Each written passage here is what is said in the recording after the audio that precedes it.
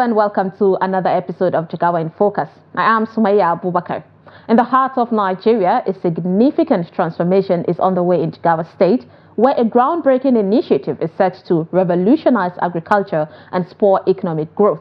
Welcome to the story of the Special Agro-Processing Zone Project Phase 2, a beacon of progress and sustainability. In a collaborative meeting in Dutse, representatives from the Jigawa State Government, the Federal Ministry of Finance, the African Development Bank, and the National Office of the Special Agro-Industrial Processing Zone announced the completion of vital visibility and environmental impact assessments. These studies mark a pivotal step towards securing funding for the project's next phase, scheduled for early next year.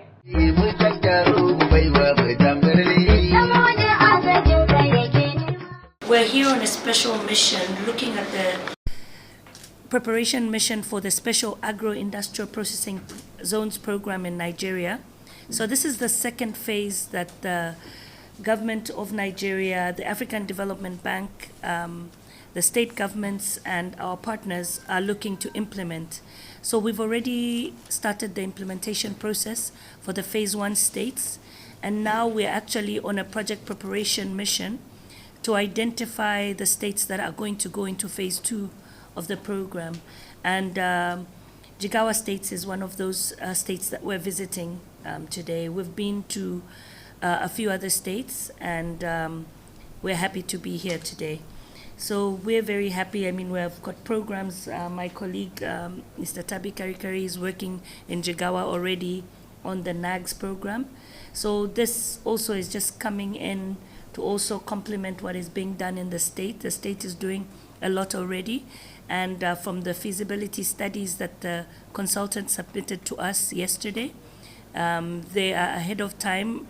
I know states were given until end of May to prepare feasibility studies and ASHAs, and would like to commend the Jigawa State government for being ahead of time compared to other states. So we're very thankful. We're yet to review, and soon after this, we're going to have a technical meeting with the consultants, chaired by Honorable Commissioner Agric. And then we're going to go for a site visit to Gagarawa to just see the site there. And then we'll continue with our desk work and the preparation of the project. Later on, in a few months, we will be back for our appraisal mission. And that is when we do the final checks. After we've finalized the feasibility studies, we're not at draft stage, because we will give back a feedback on what we've received now. We will come back just to dot the I's and cross the T's and ensure that the project is ready for us to take to our board for financing. We're hoping by the end of November. And just to emphasize a couple of milestones, which we will again reiterate with the technical team, we have to have this environmental and social impact assessment study report approved by the bank and also published on the bank's website for 120 days before the board. So timeliness of finalizing the documents is very critical for us. And before I add anything else, or just hand back the mic to the chair, I just wanted to check if my co-task manager and other colleagues, Ministry of Finance, the National Coordinating Office, if they would like to say a word or two.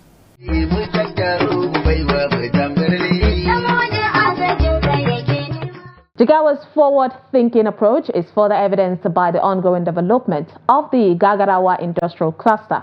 Here, a critical infrastructure like the road networks, uninterrupted power supply, and water facilities have already been established, laying the foundation for the agro-processing zones.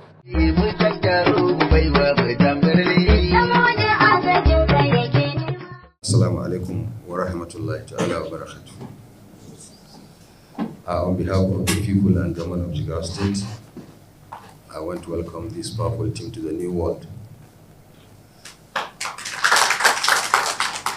Jigawa State, like the team leader has said, we have expressed our interest to join the SABZ because we believe we have the potential to benefit from the program. And like the team leader has said, we have prepared our report, the feasibility studies, and that is the essence of early preparations. Now you can look at the report and advise us on the gaps we feel, which is the advantage of doing it early. We are committed to this project because we believe it will have a lot of benefit for our people. Jigawa State is an agrarian state, and we believe we have a population of almost close to 7.5 million by the last estimate, and about 35% of that population are youth. And we hope that this project will certainly provide an avenue to engage this number of people so that they will have a means of livelihood. The SABC is a very good program. We have studied it, and that's why we decided to key into it. We are fully ready to key into the project, and the government is committed to the project, and we are ready to give all the necessary support for this project.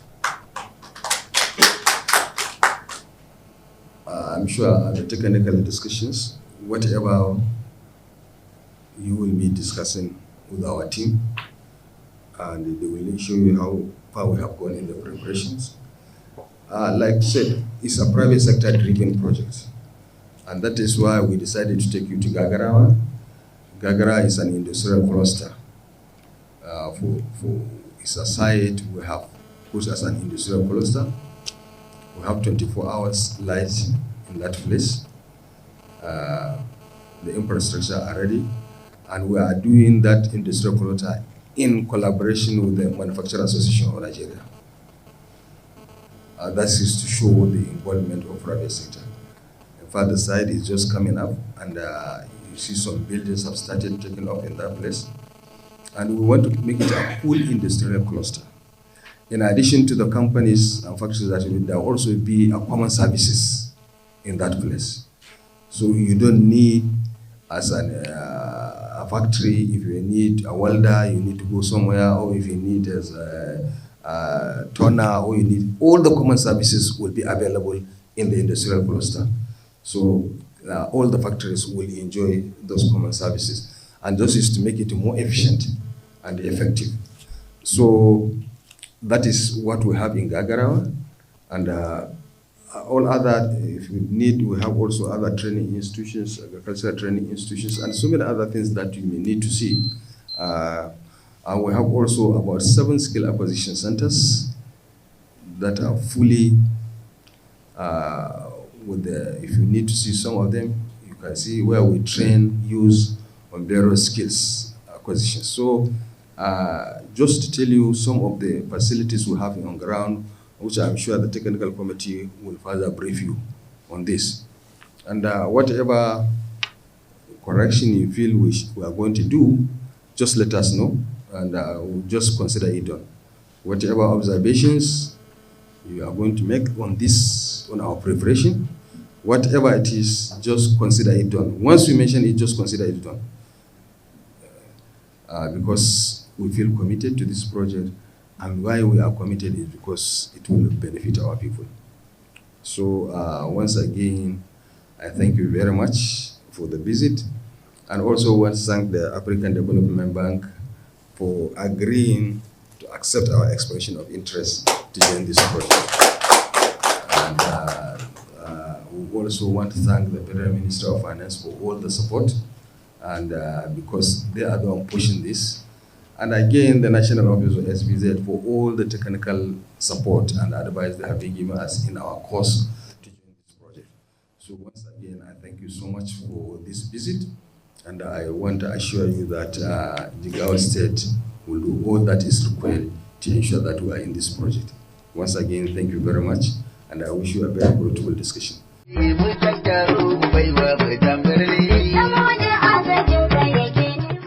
Jigawa State's sustainable initiative is a testament to what can be achieved through strategic partnership and visionary leadership.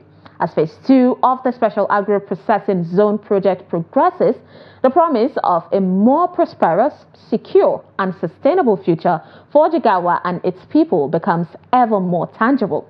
This is a Jigawa State's journey towards agricultural excellence and economic resilience, paving the way for a brighter tomorrow. Now, in another development, Jigawa State, Nigeria, a region rich in agricultural potential but challenged by the devastating impacts of floods. Well, today, a new chapter begins as Governor Umar Namadi unveils a $250,000 loan program supported by the World Bank aimed at rejuvenating smart agriculture and transforming the lives of its people. In a groundbreaking move, Governor Umar Namadi announces a visionary initiative to support 10 communities hardest hit by past floods. This transformative program is designed to help farmers rebuild their lives and restore hope. The Community Revolving Fund, a pivotal component of this initiative, offers a lifeline to farmers striving to build or rebuild. Now, this fund, under the stewardship of the Agroclimatic Resilience in Semi-Arid Landscape, the AgriSal initiative, represents a strategic alignment with the government's ambitious 12-point agenda.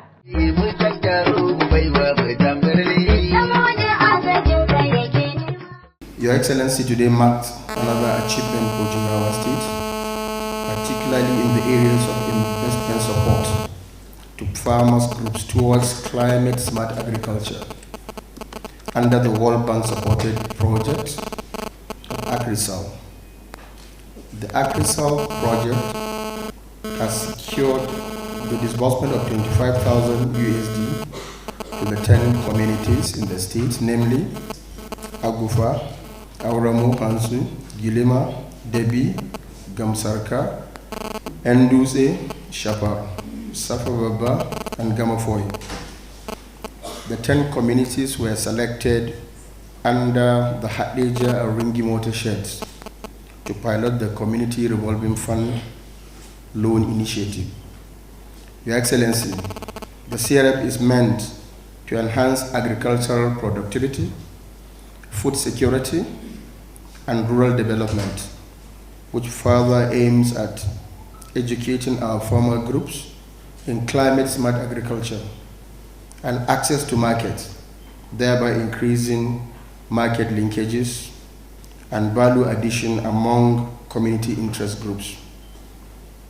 These CIGs were selected under due diligence and guided by the CRF core principles as provided by the World Bank.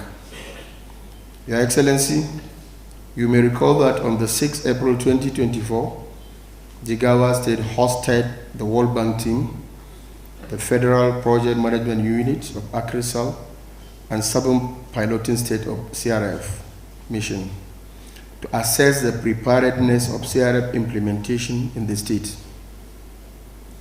From field visits to Gamsarka and Debi assessments, the World Bank rated Jigawa first in the CRF preparedness and granted an automatic no objection to disburse the fund to CIGs with 4 additional catchments, which the AgriSal project is about to kickstart. Your Excellency, we are here before you with the Community Revolving Fund Management Committee, a 10-member committee comprising the representative of individual community interest groups selected from the communities. The fund is deposited to the CRFMC account, then the committee will disburse to the CIGs accordingly under the guidance of the AgriSal State Project Management Unit and the coordinating banks. We are thankful to Allah Subhanahu wa Ta'ala for sparing our lives to witness this occasion. We are thankful to Your Excellency's support and providing the necessary support to move AgriSal project forward. To the State Project Management Unit, your commitment and hard work is also acknowledged. We also thank the members of press who are really blowing the trumpet of the state to greater heights.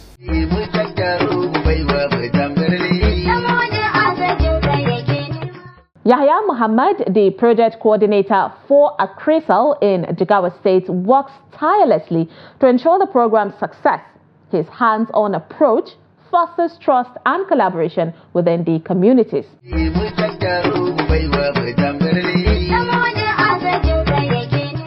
Justice among the 18 northern states and the FCT are facilitating traumatic incidents and less project.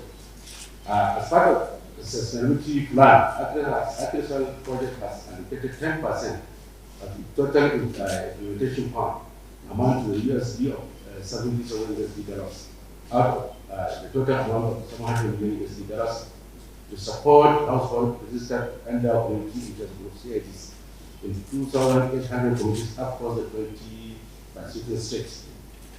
The community revolving fund CRF is a village level and investment fund designed to be evolving in nature, aimed at growing over time.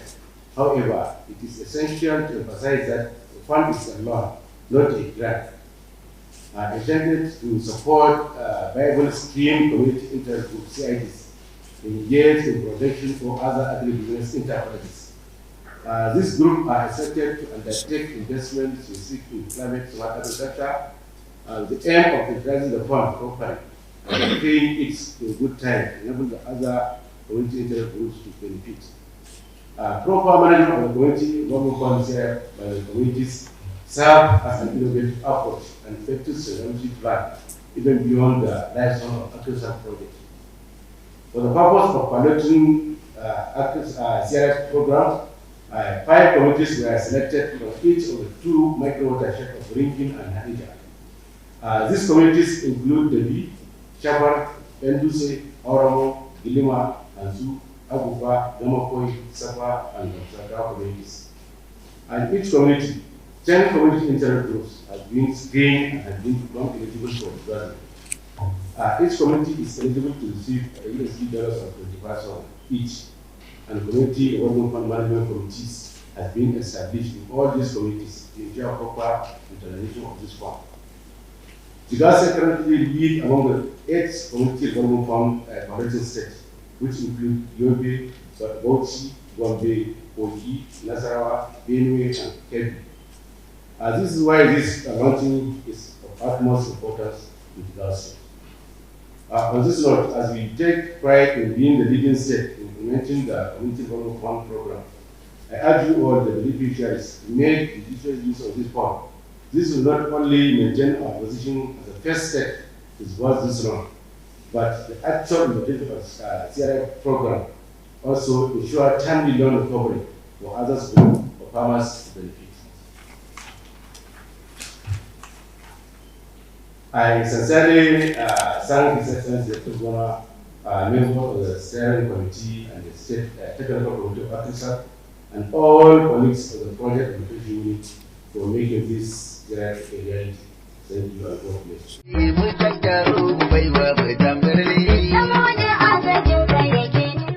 Governor Namadi emphasizes the importance of education and responsible management. He urges the overseeing committees to prioritize training, ensuring that the benefits of the loan extend to future generations.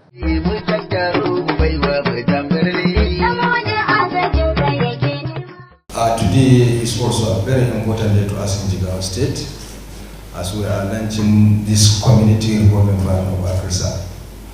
This community revolving fund launched under the World Bank program of Akrisal is in tandem with our 12-point agenda, which aims at empowering the people at the grassroots. And this is exactly in line with our 12-point agenda. The Community Revolving Fund is a very good initiative by Akrisal because it will give opportunity for people at the grassroots to be able to engage in a meaningful production activities that will enhance their economic status and improve the economy of the state. This community revolving fund is, even though it's a loan, and it is important that the community are sensitized to understand that this is an opportunity for them to use the money judiciously so that they can improve their economic status. We are aware that this fund is going to be a revolving fund. So if you pay what you have taken, and your brother or your sister will have an opportunity to access this fund. So therefore it is important for the community to understand that this fund is meant for them to help themselves. And that their ability to work assiduously in economic activities that will turn around this fund, that will improve this fund for other members of the community to also have benefit for it. If the past group did not utilize it very well, then they have denied other members of the community from accessing this fund. Therefore, it is very, very important for the community, community management fund committee to sensitize their members to ensure that this fund is utilized judiciously. At our own end, I'm sure the steering committee and the technical committee, as well as the project coordinating unit, will try as much as possible to ensure the full utilization of this fund. We should be grateful that we are the first state out of the 8 states that are launching this fund today, and we are the first beneficiary.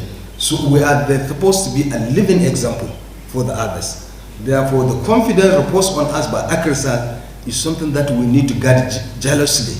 Jealously, the only way we can guard it jealously is by utilizing this fund efficiently and effectively. And I'm sure the $25,000 to a single community is a big money. It is a big money. So I hope and pray this is more than close to 27 million. So 37 million, sorry. Close to 37 million. So if we are talking of 37 million in the big community, at worst level, you can see that at least at once, at a go, 37 people will benefit, or you can get 72 people can benefit, or 74 people can benefit, depending on how, or you can get almost 120 people benefiting, depending on the type of business you are doing, depending on the type of engagement you have. So by the time this fund is revolved, is utilized, it turns around within the community, you find that each and every member of the community will be able to benefit from this fund. So I think it is very, very important for us to guard jealously this opportunity we have. This is an opportunity that we cannot be able to play with it. Like we said, one of our 12-point agenda is to ensure that the people of the grassroots are empowered, are also made to feel they are part and parcel of Jigawa State. They are also being able to improve their economic status so that they can stand on their own. So this is exactly what we want. And we know that Jigawa State is an agrarian state, and this is a fund that is being given to us to improve what we know best. Because farming activities is what our people know best. So I think when we are getting a help to improve our farming activities is something that we need to take seriously and work with it. Therefore, I call upon the people of Debi and the other remaining 9 communities that will benefit from this fund to please try as much as possible and utilize this fund efficiently and effectively. I am sure if this fund is utilized effectively, then 25,000, if we have 10 communities, we are talking about $250,000. $250,000 in our economy is going to be a big money. It's going to be a big money. It's going to turn around the economy. So I think if we utilize it very well, definitely we will say bye-bye to poverty in Jigawa State. So, and this is exactly what we are fighting for. This is exactly what we are working toward to eradicate poverty in this state. Therefore, I think I want to use this opportunity to thank ACRISAL as a project for coming up with this initiative. Like I said, this initiative is in tandem with our 12-point agenda, and as a government, we are going to support this program. We are going to support it seriously. We are going to give it all the support it requests, and we will take a personal interest on this to supervise and ensure that our people are guided and they have utilized this fund effectively. Once again, I want to also extend our sincere thanks to the steering committee of the state, as well as the technical committee, and also the project coordinating unit of the state, and the entire staff of the Ministry of Environment to a job well done. And I think you will also try as much as possible to ensure that this project are successfully implemented. I wish these people that are benefiting this project will also see the need for them to double off to ensure that this project has been executed successfully in Jigawa State. Once again, it is my singular honor and privilege to declare the Community Interest Development Fund today, and I assure for the success and for the benefit of the people of Jigawa State.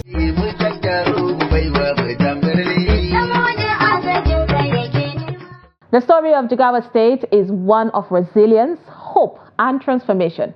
Through innovative programs and unwavering commitment, the region is on a path to agricultural excellence and economic resilience. This is the journey of empowering flood-affected communities and fostering a brighter, more prosperous future for all. The Jigawa State Sustainable Initiative, through Industrial Processing Zone Development collaboration with the JG partners, and empowering flood-affected communities through loan for agricultural resurgence are really important for the process and progress of Jigawa State. And with that, we wrap up this episode of Jigawa in Focus. I am Sumaya Abubakar. Until next time, bye-bye.